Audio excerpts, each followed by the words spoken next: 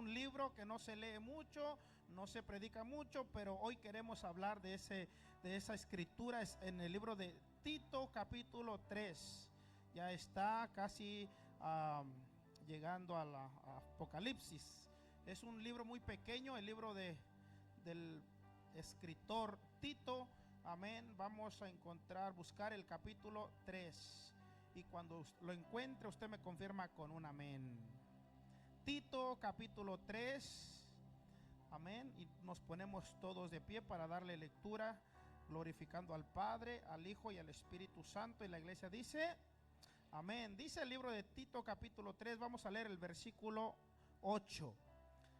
Dice así: palabra fiel es esta, refiriéndose a la palabra de Dios.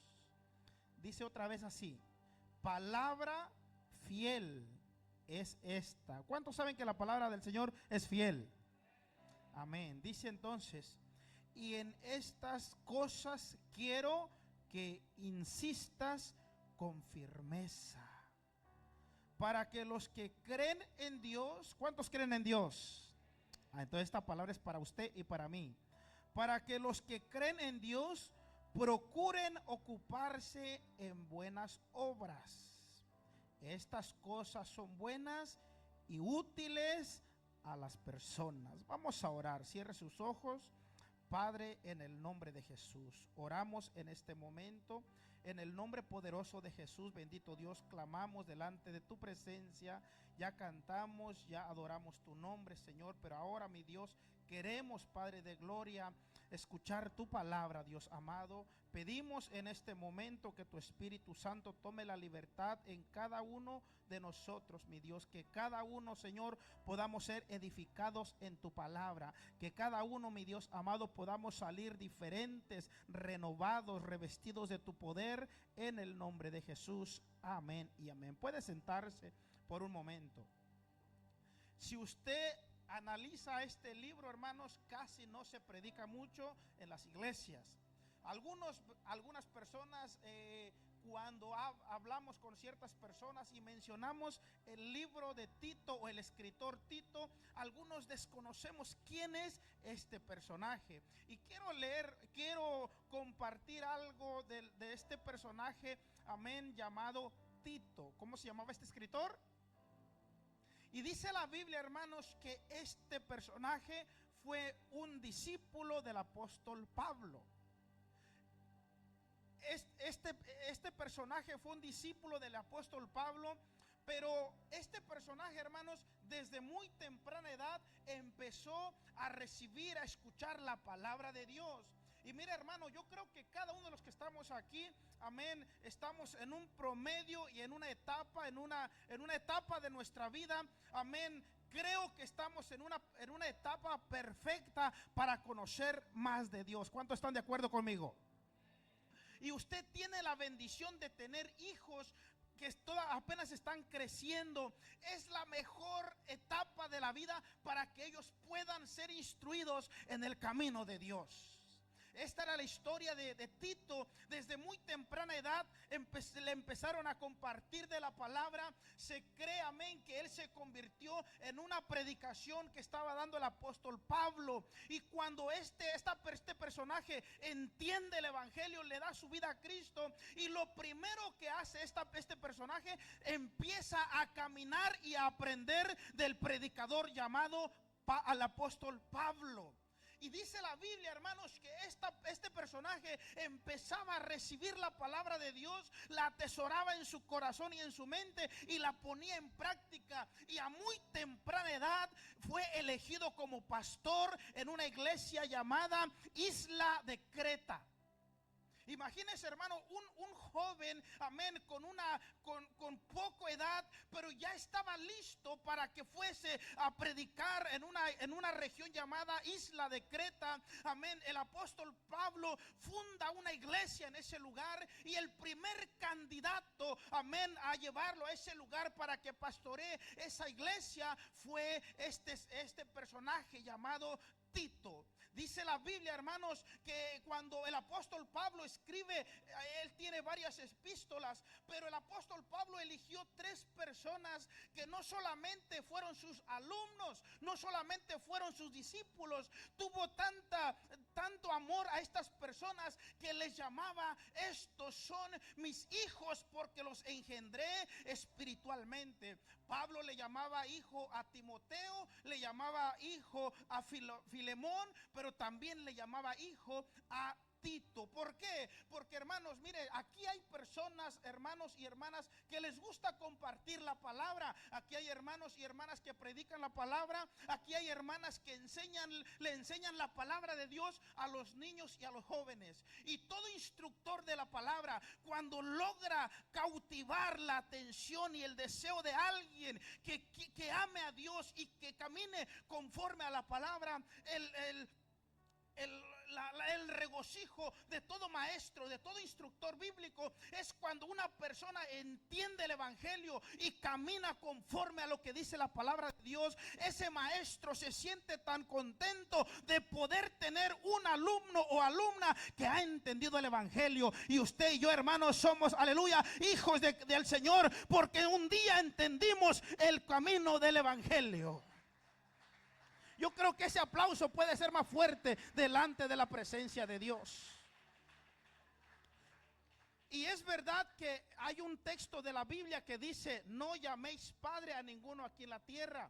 Pero ese texto, hermanos, tiene su significado.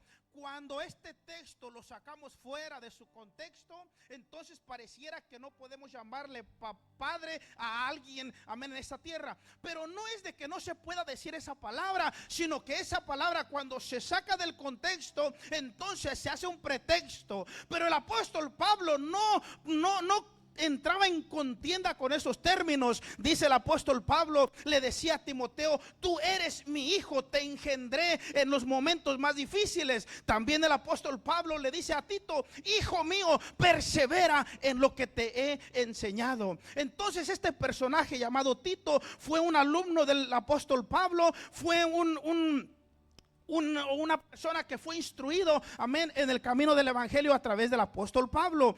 A muy temprana edad, Pablo siente esa confianza con él y le da, amén, ese privilegio de ir a pastorear una iglesia en la isla llamada Creta. Y miren los consejos que le da. Vamos a leer el versículo que ya leímos hace un momento. Dice: palabra fiel es esta, y en estas cosas quiero que insistas. Es Pablo dándole un consejo a Tito. Dice: quiero que en estas palabras. ¿Cuál palabra? La palabra de Dios.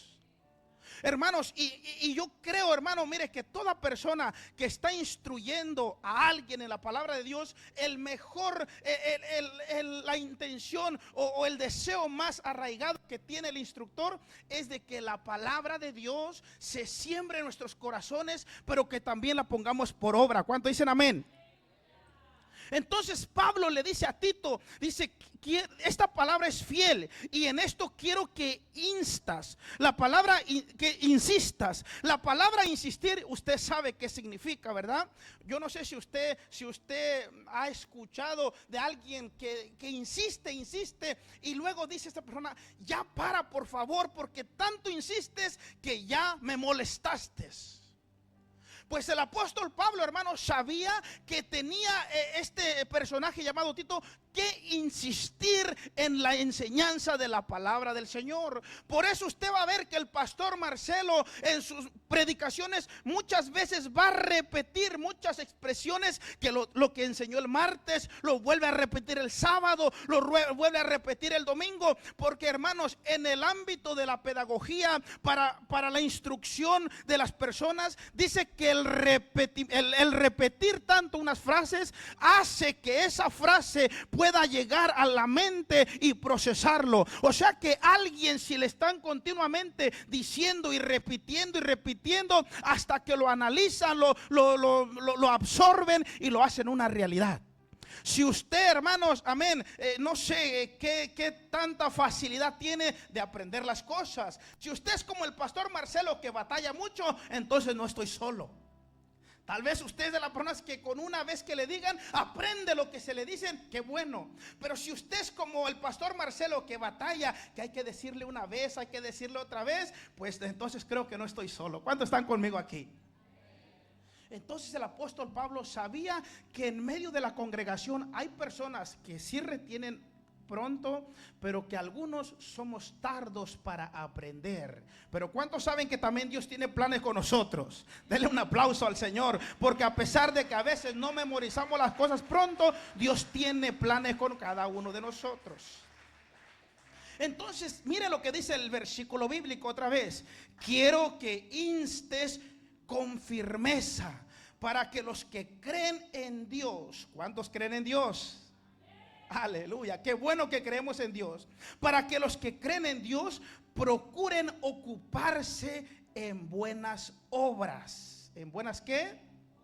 Buenas obras. Ahora usted ya sabe, ¿verdad? Que nosotros aceptamos a Cristo y somos salvos. ¿Por qué?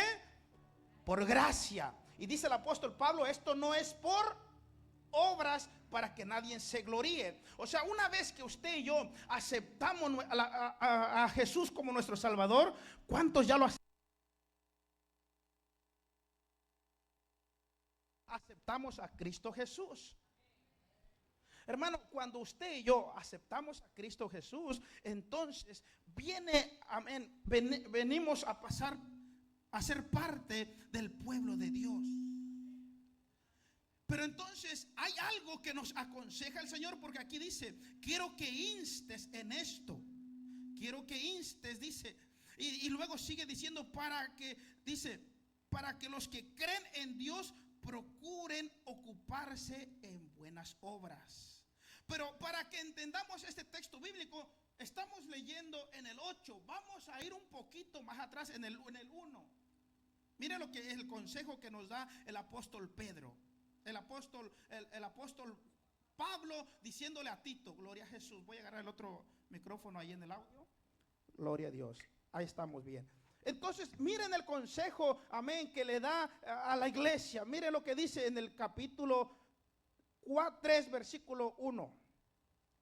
Recuerda que se sujeten a los gobernantes y autoridades. Ahora, ¿cuántos creemos en Dios? Porque recuerden que este mensaje es para los que creen en Dios. Ahora, los que no creen en Dios se les enseña y deben también hacer esto. Pero específicamente esta palabra es para los que creemos en Dios. Dice, recuérdales que se sujeten a los gobernantes y autoridades. Es el primer consejo. Dice que obedezcan. ¿Cuánto les gusta obedecer? Qué bueno, hermano, que le gusta obedecer, pero se ha hecho dicen las estadísticas, hermano, que el ser humano por naturaleza humana no le gusta obedecer. Por eso cuando los niños, ¿verdad?, van a la escuela y le dicen, obedezca al maestro, obedezca lo que te enseñan. ¿Por qué? Porque por naturaleza no les gusta obedecer, no les gusta poner atención. Yo creo que a usted sí le gusta obedecer. Entonces dice aquí, recuérdales que se sujeten a los gobernantes y autoridades, que obedezcan, que estén dispuestos a toda buena obra. Mira, hermano, no dice a toda mala obra, porque hay personas que para hacer lo malo son excelentes personas y candidatos. Te dicen que hagas algo malo y no lo piensas 2 veces y vas corriendo a hacer lo malo. Pero te invitan a hacer lo bueno y pones pretexto aquí, pones pretexto allá. La Biblia dice, amén, dice el texto que leímos, para que estén dispuestos a hacer lo bueno. Miren cómo vas dando el consejo, hermano, en la palabra. Si nosotros podemos leer la palabra en casa y leerlo con tiempo suficiente, vamos a ir entendiendo, hermanos, de lo que Dios quiere para nosotros. Miren lo que sigue diciendo el 2. Que nadie difame. ¿Que nadie en qué? A ver, ¿qué dice aquí? Que nadie infame, dice aquí. Pero la palabra aquí es que nadie difame, dice. Y yo creo, hermano, yo creo que esto, ¿verdad?, se ve mucho en el área social, pero también a veces dentro del mismo cuerpo de Cristo. El consejo de Pablo a Timoteo es que Tito le enseñe a los congregantes, hermanos, amén, a ser ordenados, a ser respetuosos, amén, a ser obedientes y que no anden difamando a nadie. Mira lo que sigue diciendo el verso 2, sino que sean amables. ¿Que sean qué? Amables. Ahora, lo contrario de amable, ¿qué es? Sabe que hace muchos años estábamos platicando en un grupo de hermanos en Cristo de este tema, y alguien dijo, ¿qué es lo contrario de amable? Le dice el otro, bruto. No le pensó tanto, no aplicó la ética, no aplicó las palabras moderadas y las palabras más dulces. Él dice, lo contrario de amable es bruto. Entonces, hermano, dice la Biblia que seamos amables. Dile al que está a tu lado, necesitamos ser más amables. Mira, hermano, la amabilidad es una virtud en la persona, que cuando una persona es amable, hermanos, va a encajar, va a entrelazarse con cualquier clase de persona, cualquier nacionalidad, incluso, hermanos, amén, hasta con personas que no hablen tu dialecto o tu idioma. Si usted es amable, yo recuerdo cuando tenía como una semana de haber llegado a la ciudad de Chicago, yo no sabía ni decir agua en inglés, no sabía ni decir abre la puerta en inglés. Entonces un día yo voy en el transporte público y se suben unos americanos, y a mí me enseñaron de pequeño, hermano, que cuando se sube alguien entra a un lugar y ya no hay más sillas, si viene una dama o un caballero pero mayor que usted, hay que cederle la silla. ¿Cuántos saben eso? Y recuerdo que el autobús iba tan repleto de personas, y cuando se sube una señora con su niña, amén, yo la miré esperando que alguien le cediera el asiento. Nadie se la dio. Entonces yo agarro mis cosas y le doy el asiento, y se quedaron sorprendidos porque, hermano, vivimos en una sociedad muy egoísta, que todo lo queremos para nosotros, pero la Biblia nos enseña que seamos amables. Y recuerdo, hermano, que esa acción que yo hice, darle la silla a la persona, se quedaron tan perplejos y empezaron a hablar, y lo que yo entendía es que me agradecían por el acto que había hecho. La amabilidad, mi hermano, es una virtud que está en la persona y hay que cultivarlo. Dele un aplauso al Señor, porque el Señor nos está hablando en esta hermosa tarde. Dice que sean amables, mostrando toda mansedumbre para con los hombres, con las personas. Verso 3, porque nosotros también éramos en otro tiempo insensatos, rebeldes, extraviados, esclavos de concupiscencias y deleites diversos, viviendo en malicia y envidia, aborrecibles y aborreciéndonos unos a otros. Mira, hermano, yo creo que antes de que nosotros nos predicaran de la palabra de Dios, nosotros vivíamos vidas desordenadas y desenfrenadas. Nos gustaba hacer lo malo, nos gustaba hacer y tener prácticas que no le agradaban a Dios. Ahora que usted ya le predicaron del evangelio, quiero entender que usted está aprendiendo a hacer lo bueno. ¿Cuántos dicen amén? Porque, hermano, tiene que ver un cambio de que cuando usted le comparte la palabra de Dios, después en su crecimiento espiritual tiene que ir viendo cambios. Entonces sigue diciendo el 4, pero cuando se manifestó la bondad de Dios nuestro Salvador y su amor para con los hombres, nos salvó. ¿Qué sucedió? Nos salvó. Miren lo que la expresión que dice más adelante, no por obras de justicia que nosotros hubiésemos hecho, sino por su misericordia. Recuerde que la salvación es por gracia. ¿Cuántos saben eso? Entonces la salvación es por gracia. Ya cuando nosotros somos salvos, ahora vamos a hacer buenas obras, no para ser salvos, sino que vamos a hacer buenas obras de agradecimiento, que la salvación fue gratuitamente. Démosle un aplauso al Señor Jesús, porque Él nos da la salvación gratuitamente. Entonces, hermano, cuando entendemos esto, mira, usted y yo no nos portamos bien para ser salvos, no, nos portamos bien de agradecimiento que Jesucristo nos regaló la salvación. Entonces sigue diciendo el verso bíblico que leímos, el 5, pero ahora sigue diciendo la siguiente expresión: por el lavamiento de la regeneración y por la renovación en el Espíritu Santo. Mire, yo quiero que escuche bien esto que voy a volver a leer. Desde el 4, pero cuando se manifestó la bondad de nuestro Dios, de Dios nuestro Salvador, y su amor para con las personas, nos salvó, no por obras de justicia que nosotros hubiésemos hecho, sino por su misericordia, por el lavamiento, acuérdese de esa palabra, por el lavamiento de la regeneración y por la renovación en el Espíritu. Quiero hablar de estas tres palabras. Estas tres palabras, hermanos, son claves para el cristiano. ¿Cuántos son cristianos aquí? Entonces estas tres palabras son de suma importancia para nosotros. La primera palabra es lavamiento. Dice el diccionario bíblico: lavamiento es la limpieza y purificación espiritual que sucede al aceptar a Jesús.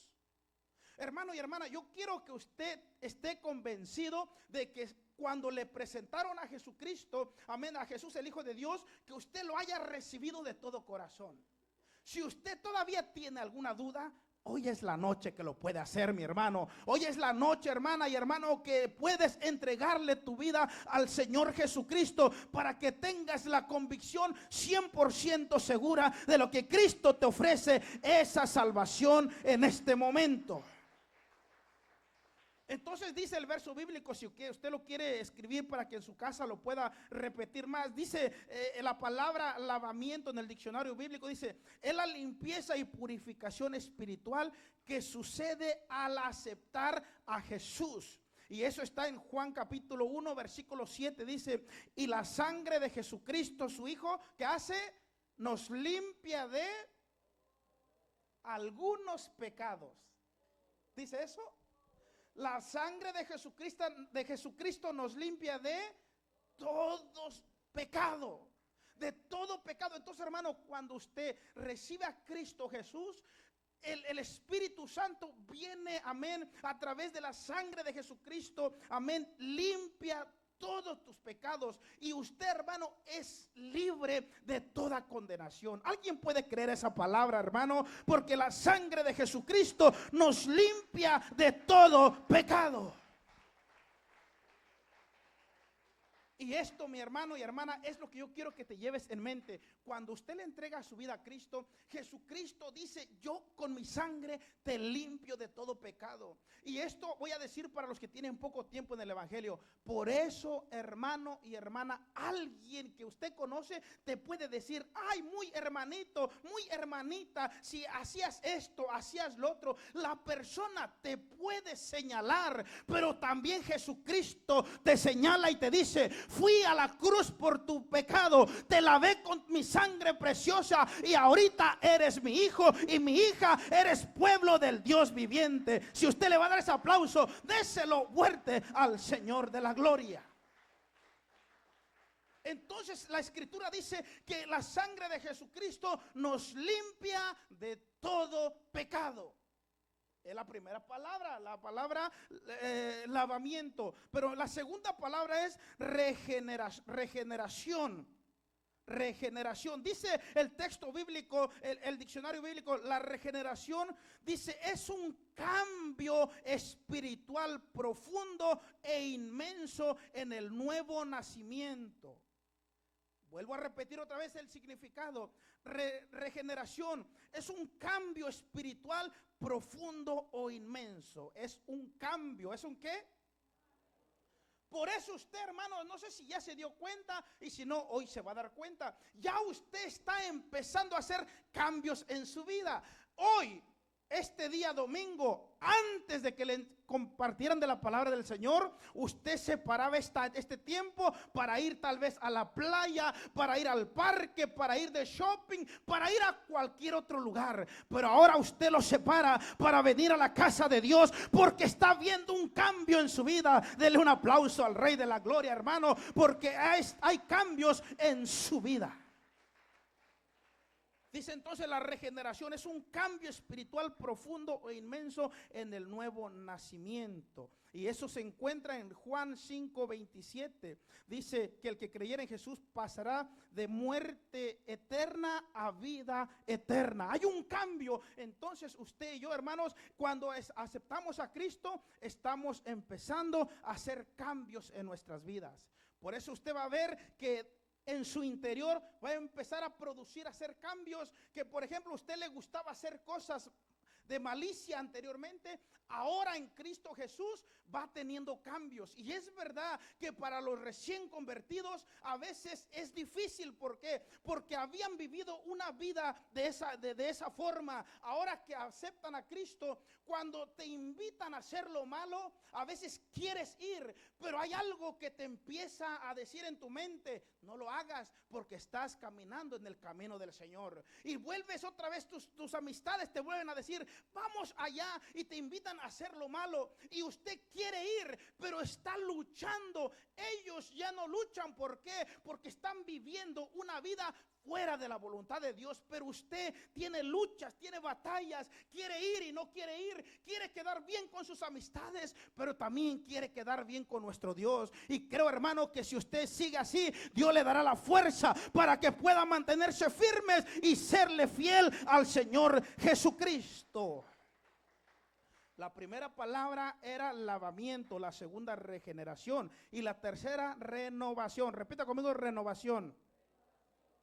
Esta palabra en el diccionario bíblico dice renovación. Es un proceso. ¿Es un qué? Es un proceso interno y externo constantemente de una transformación espiritual. Por eso, hermano, mire, ustedes que están aquí hay personas, ya ahí se incluye el pastor y la pastora y algunos otros hermanos. Hay personas que ya tenemos más de 10 años. Algunos más de 15, algunos más de 20. Y si nos preguntan, mi hermano, todavía tenemos algunas cosas en nuestras vidas que el cambio ha sido muy lentamente. Por eso, hermanos, la gente se va a salvar por gracia. Las personas se van a salvar por la gracia de Jesucristo. ¿Por qué, mi hermano? Porque mientras estemos en este mundo va a haber cosas, aleluya, que se va a hacer difícil de cambiar. Pero cuando le damos la oportunidad al Espíritu Santo, hermano y hermana, el Espíritu Santo nos da la fuerza para poder seguir hacia adelante. Mire lo que dice la palabra renovación: proceso interno y externo constante de una transformación espiritual.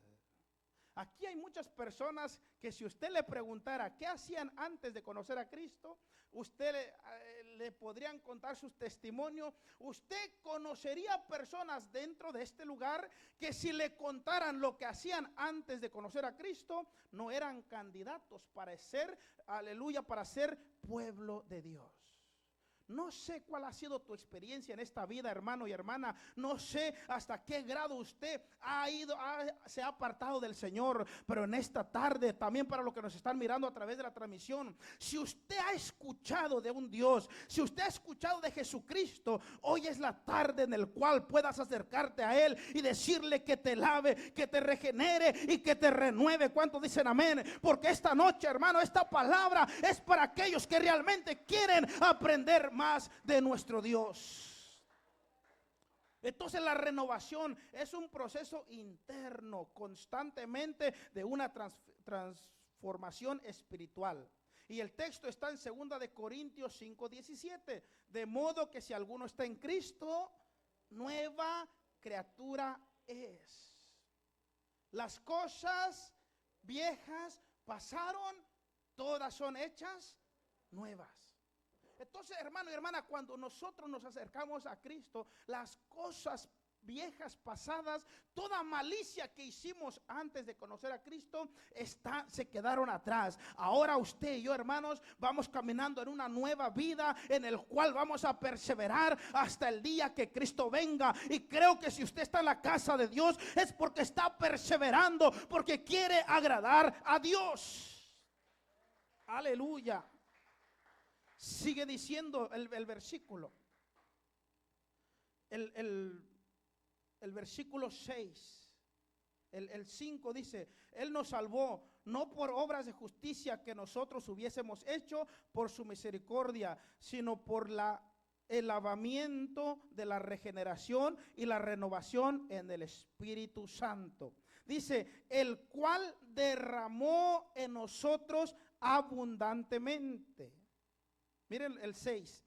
El cual derramó en nosotros abundantemente. Derramar abundantemente es poner más de la capacidad que está para recibir. Por ejemplo, recuerdo que un día, vuelvo otra vez, ¿verdad?, con la comida, nos invitan al buffet. Y normalmente cuando uno llega a un restaurante normal, te dan el menú y te dicen qué quieres, qué quieres ordenar para comer. Entonces uno ordena, no sé si usted, hermano, cuando no va a un buffet, cuando va a un restaurante normal, yo no sé si usted pide 3 o 4 platillos juntos, ¿verdad que no? Pero cuando va al buffet, si es como el pastor Marcelo, busca 3 hasta 4 platos por ahí, porque estamos en un lugar donde hay abastecimiento. Entonces, hermano, el Espíritu Santo es tan bondadoso que cuando nos acercamos a Cristo Jesús, le entregamos nuestra vida a Él, el Espíritu Santo viene y empieza a derramar en nosotros algo del Espíritu Santo hasta que sobreabunde. Derrama de esa unción, derrama de esas virtudes, derrama de sus dones, derrama de todo lo que el Espíritu tiene, derrama sobre nosotros, aleluya, porque eso le agrada al Padre, al Hijo, y el Espíritu Santo lo hace, mi hermano y hermana.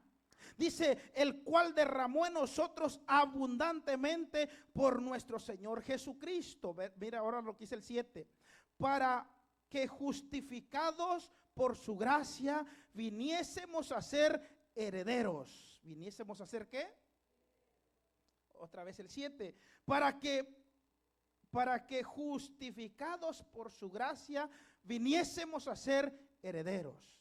Primero habla de la palabra justificación. Yo quiero que vaya otra vez conmigo al 7, a ver si me lo ponen ahí. 3:7, un versículo más adelante. Para que justificados por su gracia, ahí está. Para que justificados, repita conmigo: justificados.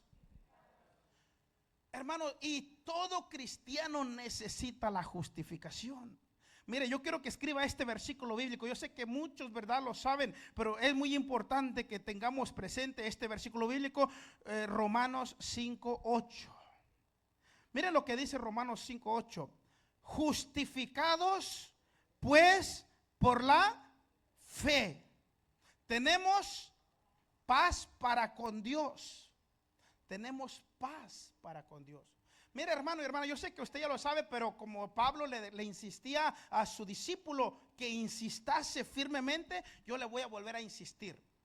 Dice: justificado pues por la fe, tenemos paz para con Dios. Yo no sé si usted ha estado enemistado antes de conocer a Cristo. No sé si usted estaba enemistado con una persona delincuente, con una persona que le gustaba hacer maldad.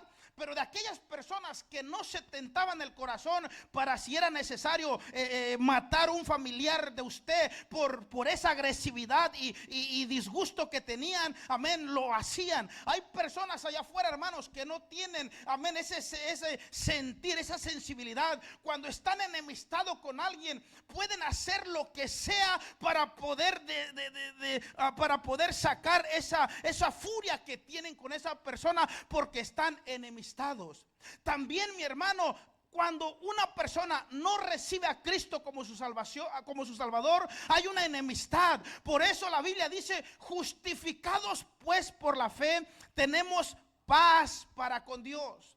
Y si hay alguien que le debemos de tener miedo, hermanos, es ser enemistados con Dios. Que nunca le pase en su mente ser enemigo de Dios. Porque el ser enemigo de Dios, hermano, nos va a llevar a una consecuencia, a una consecuencia eternal, separado de la presencia de Dios. Por eso se escribió el texto bíblico en Romanos: justificados pues por la fe, tenemos paz para con Dios. ¿Cuántos tenemos paz con el Señor Jesucristo? ¿Cuántos tenemos paz con nuestro Dios? Aleluya, porque un día lo recibimos y ahora somos sus hijos. Alabado Dios. Dice, para que justificados por su gracia viniésemos a ser herederos. ¿A ser qué? No sé, hermano, si usted conoce a algún familiar que tal vez tiene muchas posiciones, está muy bien económicamente. Eso se mira, ¿verdad?, en algunos lugares o en algunas costumbres, que cuando papá va a morir, amén, y si papá tiene posesiones, está en un buen estado económico, amén, cuando esta persona ya no está en la tierra, ha dejado un testamento, una heredad para alguien, amén. Y sabe, mi hermano, cuando se ha hecho todo legalmente y ordenadamente, cuando papá ya no está y reparte su herencia, las personas, los familiares pueden, amén, optar por ese testamento y todos están en paz. Pero ¿qué pasa cuando no se hizo ordenadamente? No hay paz, hay división. El hermano no se habla con la hermana, el tío no se habla con la familia. ¿Por qué? Porque están enemistados por una heredad. Pero quiero decirte, hermano, que la heredad que Cristo nos ha prometido es una heredad de paz, aleluya. Una heredad donde Él nos dará, gloria al Señor, lo que nosotros hemos trabajado en esta tierra. Un día Dios recompensará a alguien. Le da un fuerte aplauso a nuestro Dios todopoderoso. Por eso, hermano y hermana, hay un dicho en el cristianismo: que si usted no tiene nada, no se preocupe. Mientras usted le es fiel a Dios, hay una recompensa en el cielo que nadie te lo podrá quitar. Nadie te lo podrá quitar, mi hermano y hermana, porque Dios ha, aleluya, prometido que en la presencia de Él, en su reino, tendremos heredad con Él. El hermano Lalo hablaba acerca de lo que escribió el apóstol Pablo, que hay una carta de decreto, amén. Entonces usted y yo en Cristo Jesús somos más que victoriosos, pero también seremos herederos con Él. Dele otro aplauso al Señor, mi hermano, por esas promesas que Dios nos da. Vuelvo a leer el 7. Para que justificados por su gracia viniésemos a ser herederos. ¿A ser qué? Dile a alguien: hay algo que Dios tiene para ti. Y sabe, hermano, por eso, mire, a veces uno piensa y llega a un momento, amén, donde le afecta a su vida física y a su cuerpo físico, y vienen enfermedades, porque a veces, hermanos, estamos preocupados de tantas cosas. Pero la Biblia dice, hermanos, que el Señor tiene cuidado de nosotros. Dile a alguien: Dios tiene cuidado de ti. ¿Sabe, hermano, por qué? Porque Dios ha prometido en su palabra. Dios ha prometido en su palabra. Entonces dice el versículo que leímos, dice: para que viniésemos a ser herederos conforme a la esperanza de la vida eterna. Verso 8, el que leímos primero. Palabra fiel y es esta: en estas cosas quiero que insistas con firmeza, para que los que creen en Dios procuren ocuparse en buenas obras. Estas cosas son buenas y útiles a los hombres.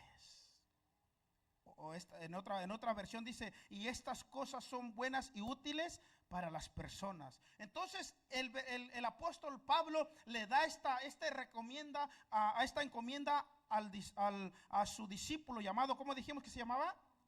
Tito. un joven pastor que estaba empezando en el ministerio. Y ese mismo consejo, hermano y hermana, también es para nosotros. ¿Cuánto dicen amén?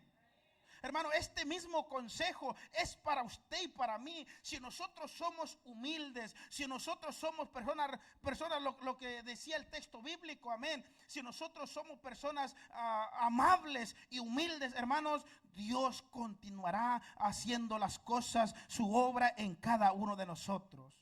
Lo contrario de la humildad y de la amabilidad, si nosotros practicamos lo contrario de estas palabras, hermano, Dios va a tardar tiempo en procesar nuestras vidas. Cuando ya la persona voluntariamente se decide a servir al Señor y ser humilde y ser amable, el Espíritu Santo toma esa libertad en usted. Usted no es contencioso, usted, en otras palabras, usted no es peleonero, no es de los que les gusta estar en contienda.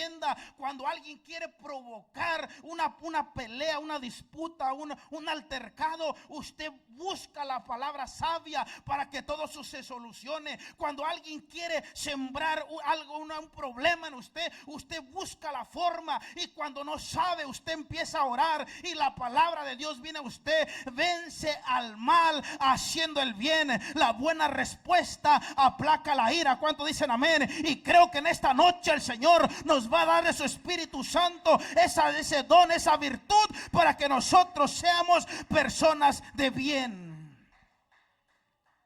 Hermano, porque esto es lo que le gusta a Dios. Dios le gusta que seamos un pueblo unido y sin contienda.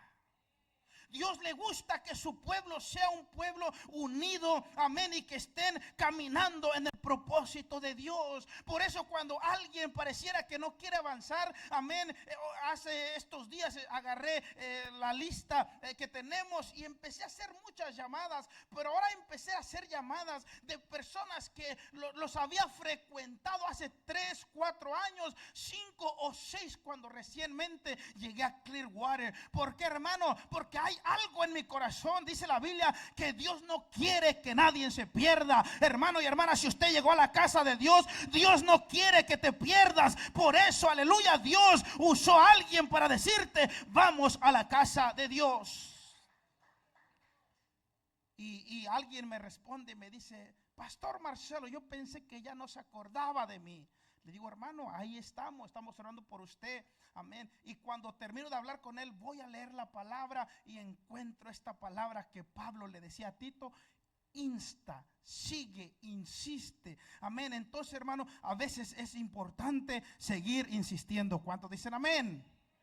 Mira, hermano, y esta palabra insistir, busqué más significados, y otra palabra de eso es, mira, esto va a sonar un poco gracioso, pero ahí está. Es más, cuando usted va a casa, busque palabras similares a la palabra insistir. La palabra insistir también quiere decir rogar. Mire, hermano, y alguien me decía, y es verdad, mi hermano, mire, y si usted hace esto, usted tiene una virtud más allá de lo normal. Dicen que el corazón de un pastor es insistir, y si es necesario, rogar. ¿Qué dijo Jesucristo cuando estaba en la cruz? Padre, yo ruego por este pueblo para que nadie se pierda. Por eso usted, hermano, siempre Dios va a poner a alguien en su vida, sea tu padre, tu madre o tu hijo o un hermano o hermana, o los pastores o los líderes van a estar insistiendo: hermano, vamos hacia adelante, hermana, vamos hacia adelante, porque hay una insistencia, hay un rogar. ¿Por qué? Porque Dios no quiere que nadie se pierda, y si Dios no quiere eso, nosotros tampoco no queremos que nadie se pierda, y vamos a seguir insistiendo hasta que Dios lleve a cabo el plan que tiene en su vida. Yo quiero que ese aplauso, hermano, llegue hasta la presencia de Dios fuerte, porque es un aplauso de ofrendas a nuestro Salvador Cristo Jesús. Para terminar, dice: palabra fiel es esta. Todo lo que proviene de aquí, mi hermano, esta palabra es fiel. Esta palabra, hermano, mire, usted puede conocer a la persona con una credibilidad más firme que pueda tener. Persona que le pueda decir algo y ahí está puntualmente y dice lo que. Pero, hermanos, sobre todo eso, hermanos, esta palabra es inerrante. La Biblia, la palabra de Dios tiene firmeza, tiene credibilidad y es fiel. Todo lo que dice aquí, hermanos, es una palabra falible, una palabra confiable en el área de cuando se le está enseñando al predicador en principio de predicación. Se dice que la palabra no contiene error. ¿Cuántos saben esto? Que la palabra es falible. Esta palabra nunca falla, hermanos. Mientras estaba la alabanza, los cantos desde el principio, la alabanza de júbilo y en la alabanza de adoración, el Señor me estaba ministrando, mi hermano, desde el principio. Amén, desde que empezamos, desde la oración, la lectura de la palabra en los cantos. Yo venía, hermano, yo le dije al Señor cuando salí para acá: Señor, desde el principio del servicio hasta antes que me entreguen el micrófono para predicar, voy a servirte y voy a adorarte. Porque ese de hermano, alguien decía, la pastora creo que decía, o la hermana, que es la disponibilidad del corazón. Ahora yo estoy predicando aquí, hermano, porque Dios le ha placido darnos el privilegio y el ordenamiento pastoral. Pero aunque no fuera pastor, el deseo de mi corazón era estar en la casa de Dios adorando y glorificando su nombre. Y si usted está en esta noche, hermano, es porque tiene ese sentir de adorar a Cristo Jesús de todo su corazón. Ahora, una vez que me entregan el micrófono, entonces soy el encargado de compartir la palabra. Pero mientras no me entreguen el micrófono, mi responsabilidad y mi intención es adorar al Señor Jesucristo. Cuando usted viene con un corazón sensible, hermano, aleluya, puede entender lo de Dios. Y creo que en esta noche lo está entendiendo. Esta noche está llegando la palabra a su corazón, porque deseamos de todo corazón que Dios siga haciendo la obra que ha empezado en cada uno de ustedes. Y cuando yo veo, yo le decía hace un par de días a un hermano, le digo, hermano, debemos de estar, seguir firme en lo de Dios, porque algo grande viene para la iglesia. Hace unos días, hermano, llevábamos un grupo de jovencitos, eran como 6 o 7 que tenían una práctica, y al final primero fuimos a recogerlos y después a su casa, y entre plática a veces nos ponemos a platicar. Eran como 6 o 7 y le digo, le empezamos a preguntar, ¿qué quieren hacer cuando sean grandes? Y empezaban a decir, quieren trabajar acá y acá. Y en eso alguien dice, ¿y qué carro quieres manejar? Uno dice, yo quiero manejar un BMW. Otro, yo quiero manejar un Mercedes. Otro, yo quiero manejar un Rolls Royce. Le digo al hermano, cuando seamos adultos vamos a tener la juventud, aleluya, transportándonos en algo que están deseando. Hermanos, si nosotros nos proponemos a buscar a Dios, instruirles a nuestros hijos en el camino del Señor, ellos van a llegar donde nosotros no pudimos llegar, van a obtener lo que no pudimos obtener. ¿Cuántos creen a esa palabra, hermano y hermana? Eso se va a hacer realidad, porque nuestros hijos, nuestros jóvenes verán la gloria de Dios. Alguien me decía, hermano, y yo creo que varios que están aquí son testigos, cuando estábamos en nuestros países para ir a un culto, a un servicio en la casa de Dios, algunos teníamos que caminar 1 hora, 30 minutos, aleluya, con sol. Si tenía que llover, llovía, y estábamos en la presencia de Dios. Nuestros padres sufrieron, nosotros estamos sufriendo menos. Nuestros hijos, aleluya, van a recibir la cosecha de que cada uno de ustedes se han entregado en las manos de Dios. Nuestra descendencia verán cosas maravillosas. Si usted lo cree, dale un fuerte aplauso al Rey de la Gloria.